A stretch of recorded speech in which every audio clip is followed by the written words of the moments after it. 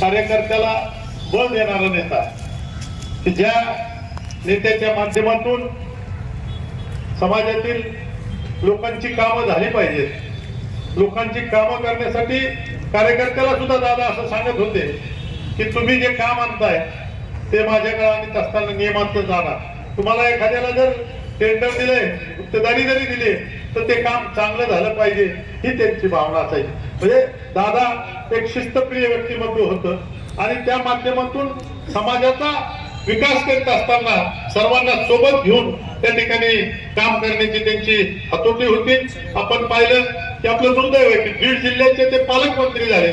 त्यांच्या माध्यमातून मागच्या काळात आपण पाहिलं की बऱ्याच वेळेस रेल्वेचं स्टेशनवर उद्घाटन झाले पण रेल्वे कधी धावली नाही. पण दादांच्या उपस्थितीमध्ये ती रेल्वे धावली, त्या ठिकाणी रीतसर उद्घाटन झालं. बीड जिल्ह्याला विमानतळ झालं पाहिजे. अंबेजोगाई मेडिकल कॉलेजला 1100 कोटी रुपयाचा प्रस्ताव तयार करून तो मंजूर करून त्या ठिकाणचं मेडिकल कॉलेज चांगल्या पद्धतीने चाललं पाहिजे. म्हणजे विकासाची दृष्टी नेतृत्व की ज्या नेतृत्वाच्या माध्यमातून बीड जिल्ह्याचा विकास होईल अशी आशा निर्माण झाली होती आणि काळानं त्यांना आपल्यापासून हिरावून गेलं. आमच्यासारख्या अनेक कार्यकर्त्यांना त्यांच्या माध्यमातून जे बळ मिळत होतं ते कुठेतरी आता थांबलंय की काय अशी परिस्थिती आहे.